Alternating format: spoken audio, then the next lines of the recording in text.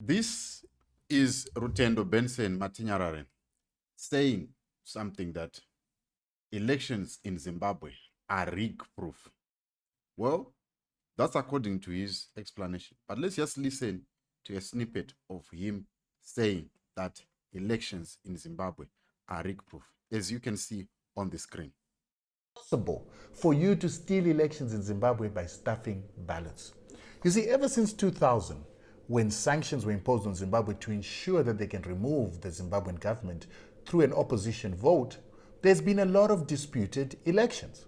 And these elections were disputed in 2000, 2002, and also disputed in 2008. So people like Thabo Mbeki and some other members of SADC decided that, listen, let's have a solution to this rigging issue. Because the opposition was saying, every time we have an election, the moment that ballots are taken from a polling station through to a counting center, ZANU-PF officials or government officials are stuffing the ballots.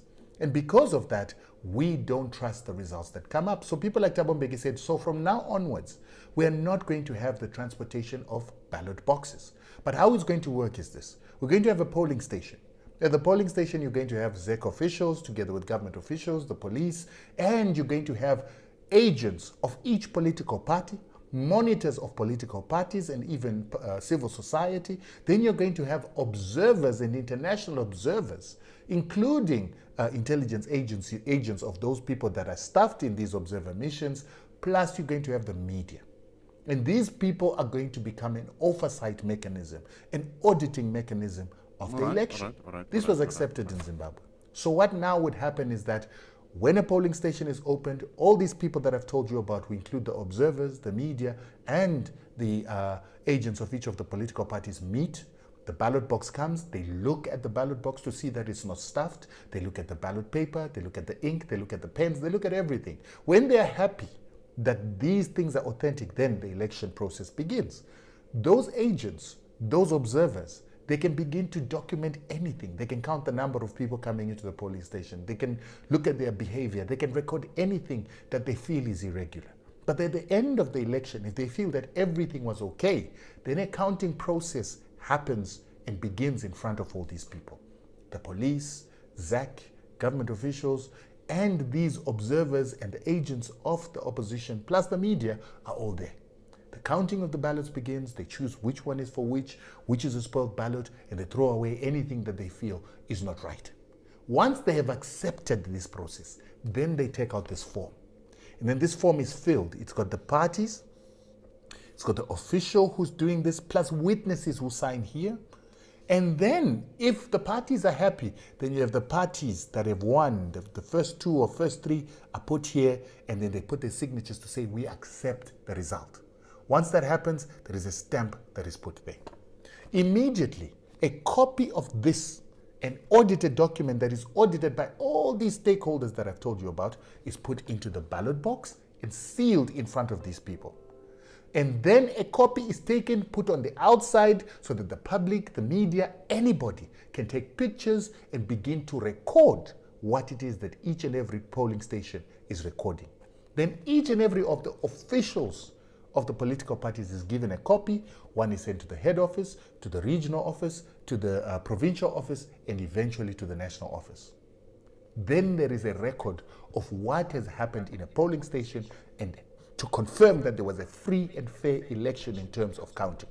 Because if we start talking about being unfree and unfair, then we have to talk about sanctions, how they rig, and we're not talking about that right now. Right. Let us focus on a number of things.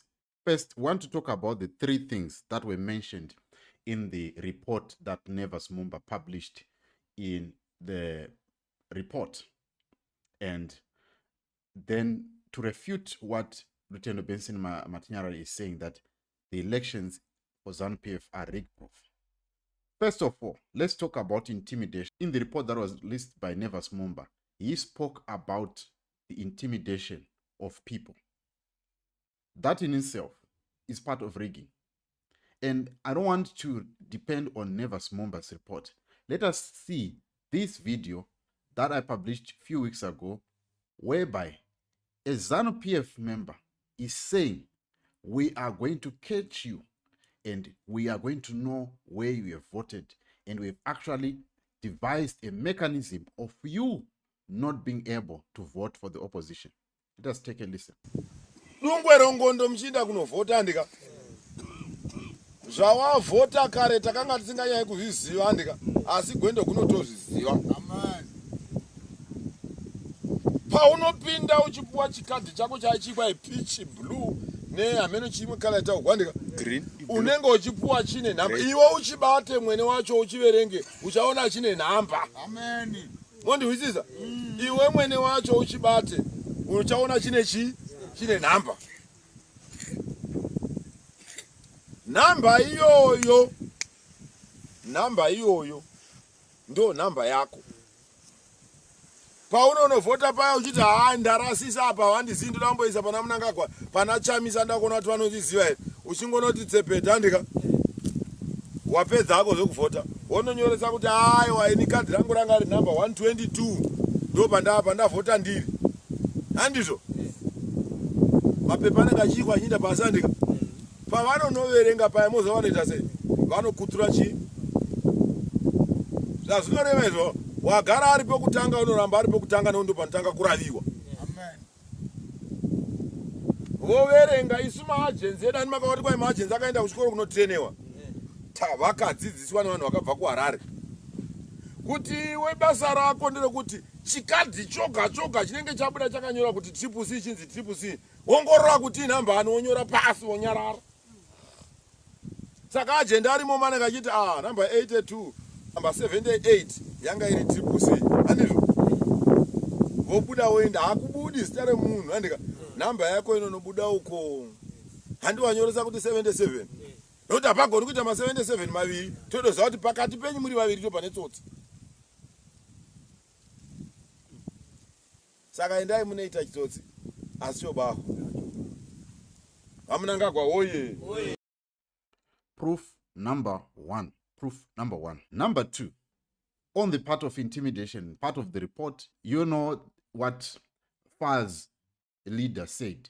He said, we are doing an exit poll whereby to ascertain, to make projections of whether we have won the election or not. Right, to prove to you that this is part of the rigging. They were doing this, and luckily for those videos that surfaced, they could not cover every place where this was happening. Remember, this was spoken by the leader of ZANU-PF that this is what is going to happen, which means these guys from FARS went to be trained. But the same thing was happening to Triple C. Triple C had civil society on their side, whereby they could, project, which was called parallel voter tabulation. So, in terms of FARS, it was not parallel voter tabulation. It was an intimidation system.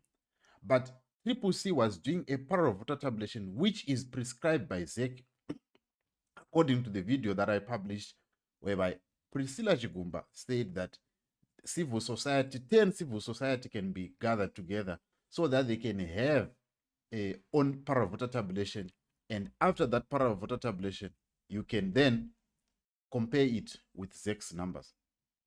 Well, that parallel voter tabulation for Triple C was raided and they were arrested for doing what? For doing what is lawful, what has been allowed by the electoral body to do. Isn't part of rigging? That's rigging. So the question now then is that a part of being rig proof? You are rigging already, because the moment that you stop the other part from doing things and use the police, and the other party you allow them to express themselves, you even give them airtime on national broadcaster to explain themselves. The guys from the civil society, they were not given time to explain themselves on national television. Number 4, the lateness of polling in of ZEC on the actual polling day. It's part of rigging, because they were asked by the observer mission, they did a press conference and they said that they are ready to start to poll. What did they do? On the day, they started giving reasons of saying there was litigation there, that's why there was lateness of polling. Doesn't it strike you that the only lateness in polling happened in Harare and Bulawayo and Mutare? Never did it happen in any other parts of the country. It never happened. Doesn't it strike you that the only people that were turned back for not having their names found in the voters' roll are in Harare, Bulawayo, and Mutare? In the rural area, nobody was told that their names are not there in the voters' roll. All of them, they voted, except those that didn't. If you check the voter turnout in the rural area, you see that it is much, much higher than the one that happened in Harare and other places. One might say, oh, people in Harare, they're not interested to vote. Look, if you look at the number of the people that registered to vote and those that then voted, yes, you can say there are a number of reasons. The other ones might have left the country. The other ones might not have been interested. But if you look at the number that was turned back, it is staggering. That is part of the rigging. And then let's come to fair play that you find on ZBC, which is a national broadcaster. There was no time for the debate for these opposition parties. It's part of the rigging. Because why? When you do not allow another player to be able to be given airtime to speak their mind out on, or to speak to the voter, and you only give the credit and everything to one political player, you already have started the process of rigging. Because if somebody listens to someone, they form a perspective, and from that perspective, they make their decision to vote. You starve a voter of that information. What you're only doing, you are giving them one side of the story, and they cannot be able to make a decision. Remember, it's an election. Election means that you are choosing. And if you are choosing, you have to make a decision. That decision has to be made when you have given each party enough time. ZEC didn't manage that. That means that is rigging. And then on the last part, right now, one of the civil society members, which is Freeman Chari, who has gathered all the V11s and said, we have all the V11s. Let's make a tally. Is what your chairperson of ZEC has said, that if you feel that there is a number that you didn't get right, bring it. They've brought it. Now look what ZEC is saying on this tweet. They are saying that we have no obligation to look into that. Don't you call that part of rigging? This is why I believe and say elections in Zimbabwe are not rig-proof. They can be rigged, and the fact that they've been declared unfair by SADC Observer Mission, it's sending shockwaves into the ruling party. But they are still claiming that the party won fair and square. They didn't win fair and square. They tilted the balance. That is the reason why they won this election. But these are the flaws that were mentioned by Nevers Mumba. So there is no way you can talk about not having rigged elections in Zimbabwe. Forget about the V11s. Let's talk about these factors. Thank you so much.